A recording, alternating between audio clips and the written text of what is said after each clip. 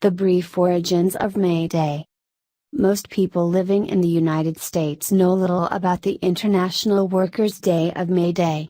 For many others, there is an assumption that it is a holiday celebrated in state communist countries like Cuba or the former Soviet Union.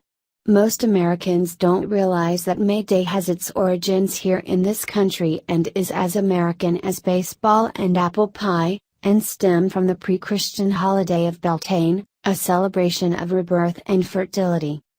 In the late 19th century, the working class was in constant struggle to gain the 8-hour workday. Working conditions were severe and it was quite common to work 10 to 16-hour days in unsafe conditions.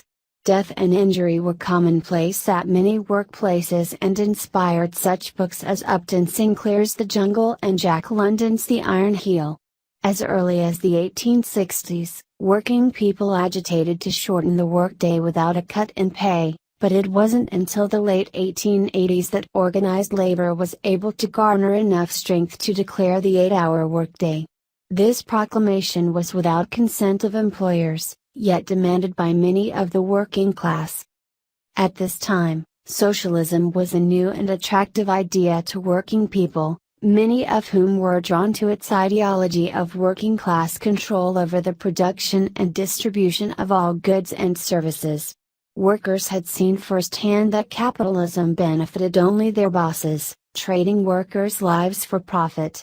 Thousands of men, women and children were dying needlessly every year in the workplace, with life expectancy as low as their early 20s in some industries, and little hope but death of rising out of their destitution. Socialism offered another option. A variety of socialist organizations sprung up throughout the later half of the 19th century, ranging from political parties to choir groups. In fact, many socialists were elected into governmental office by their constituency. But again, many of these socialists were hamstrung by the political process, which was so evidently controlled by big business and the bipartisan political machine. Tens of thousands of socialists broke ranks from their parties, rebuffed the entire political process, which was seen as nothing more than protection for the wealthy, and created anarchist groups throughout the country. Literally thousands of working people embraced the ideals of anarchism, which sought to put an end to all hierarchical structures, including government, emphasized worker-controlled industry, and valued direct action over the bureaucratic political process. It is inaccurate to say that labor unions were taken over by anarchists and socialists, but rather anarchists and socialists made up the labor unions. At its national convention in Chicago, held in 1884, the Federation of Organized Trades and Labor Unions, which later became the American Federation of Labor, proclaimed that 8 hours shall constitute a legal day's labor from and after May 1, 1886. The following year, the FOTLU, backed by many Knights of Labor locals, reiterated their proclamation stating that it would be supported by strikes and demonstrations. At first, most radicals and anarchists regarded this demand as too reformist, failing to strike at the root of the evil. A year before the Haymarket Massacre, Samuel Fielding pointed out in the anarchist newspaper, The Alarm, that whether a man works 8 hours a day or 10 hours a day, he is still a slave. Despite the misgivings of many of the anarchists, an estimated 250,000 workers in the Chicago area became directly involved in the crusade to implement the 8-hour workday, including the Trades and Labor Assembly, the Socialistic Labor Party and local Knights of Labor. As more and more of the workforce mobilized against the employers, these radicals conceded to fight for the 8-hour day, realizing that the tide of opinion and determination of most wage workers was set in this direction. With the involvement of the anarchists, there seemed to be an infusion of greater issues than the 8-hour day. There grew a sense of a greater social revolution beyond the more immediate gains of shortened hours, but a drastic change in the economic structure of capitalism. In a proclamation printed just before May 1, 1886, one publisher appealed to working people with this plea. Working men to arms. War to the palace, peace to the cottage, and death to luxurious idleness. The wage system is the only cause of the world's misery.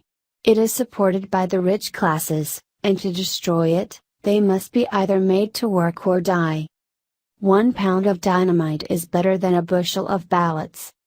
Make your demand for 8 hours with weapons in your hands to meet the capitalistic bloodhounds, police, and militia in proper manner. Not surprisingly, the entire city was prepared for mass bloodshed, reminiscent of the railroad strike a decade earlier when police and soldiers gunned down hundreds of striking workers. On May 1, 1886, more than 300,000 workers and 13,000 businesses across the United States walked off their jobs in the first May Day celebration in history.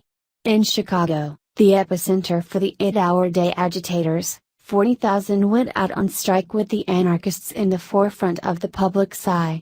With their fiery speeches and revolutionary ideology of direct action, anarchists and anarchism became respected and embraced by the working people and despised by the capitalists. The names of many, Albert Parsons, Johann Most, August Spies and Louis Link, became household words in Chicago and throughout the country. Parades, bands and tens of thousands of demonstrators in the streets exemplify the workers' strength and unity, yet didn't become violent as the newspapers and authorities predicted. More and more workers continued to walk off their jobs until the numbers swelled to nearly 100,000, yet peace prevailed. It was not until 2 days later, May 3, 1886, that violence broke out at the McCormick Reaper Works between police and strikers. For 6 months, armed Pinkerton agents and the police harassed and beat locked out steel workers as they picketed. Most of these workers belonged to the anarchist-dominated Metal Workers Union. During a speech near the McCormick plant, some 200 demonstrators joined the steel workers on the picket line. Beatings with police clubs escalated into rock throwing by the strikers, which the police responded to with gunfire. At least 2 strikers were killed and an unknown number were wounded. Full of rage, a public meeting was called by some of the anarchists for the following day in Haymarket Square to discuss the police brutality. Due to bad weather and short notice, only about 3,000 of the tens of thousands of people showed up from the day before. This affair included families with children and the mayor of Chicago himself. Later, the mayor would testify that the crowd remained calm and orderly and that Speaker August Spies made no suggestion for immediate use of force or violence toward any person. As the speech wound down, 2 detectives rushed to the main body of police, reporting that a speaker was using inflammatory language, inciting the police to march on the speaker's wagon. As the police began to disperse the already thinning crowd, a bomb was thrown into the police ranks. No one knows who threw the bomb, but speculations varied from blaming any one of the anarchists, to an agent provocateur working for the police. Enraged, the police fired into the crowd. The exact number of civilians killed or wounded was never determined, but an estimated 7 or 8 civilians died, and up to 40 were wounded. 1 officer died immediately and another 7 died in the following weeks. Later evidence indicated that only one of the police deaths could be attributed to the bomb and that all the other police fatalities had or could have had been due to their own indiscriminate gunfire. Aside from the bomb thrower, who was never identified, it was the police, not the anarchists, who perpetrated the violence. 8 anarchists, Albert Parsons, August Spies, Samuel Fielden, Oscar Neebe, Michael Schwab, George Engel, Adolf Fischer and Louis Link, were arrested and convicted of murder, though only 3 were even present at Haymarket and those 3 were in full view of all when the bombing occurred. The jury in their trial was comprised of business leaders in a gross mockery of justice similar to the Sacco Vanzetti case 30 years later, or the trials of AIM and Black Panther members in the 70s. The entire world watched as these 8 organizers were convicted, not for their actions, of which all were innocent, but for their political and social beliefs. On November 11, 1887, after many failed appeals, Parsons, Spies, Engel and Fisher were hung to death. Louis Ling, in his final protest of the state's claim of authority and punishment, took his own life the night before with an explosive device in his mouth. The remaining organizers, Fielden, LEby, and Schwab, were pardoned 6 years later by Governor Altgeld, who publicly lambasted the judge on a travesty of justice. Immediately after the Haymarket Massacre, big business and government conducted what some say was the very first Red Scare in this country. Spun by mainstream media, anarchism became synonymous with bomb throwing and socialism became un-American. The common image of an anarchist became a bearded, Eastern European immigrant with a bomb in one hand and a dagger in the other.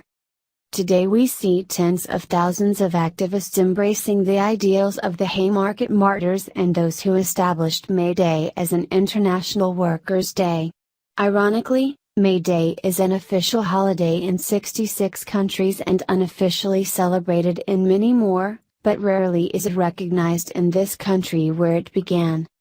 Over 100 years have passed since that first May Day. In the earlier part of the 20th century, the U.S. government tried to curb the celebration and further wipe it from the public's memory by establishing Law and Order Day on May 1st. We can draw many parallels between the events of 1886 and today. We still have locked out steelworkers struggling for justice. We still have voices of freedom behind bars as in the cases of Mumia Abu-Jamal and Leonard Peltier. We still had the ability to mobilize tens of thousands of people in the streets of a major city to proclaim this is what democracy looks like. At the WTO and FTA demonstrations. Words stronger than any I could write are engraved on the Haymarket Monument. The day will come when our silence will be more powerful than the voices you are throttling today. Truly, history has a lot to teach us about the roots of our radicalism.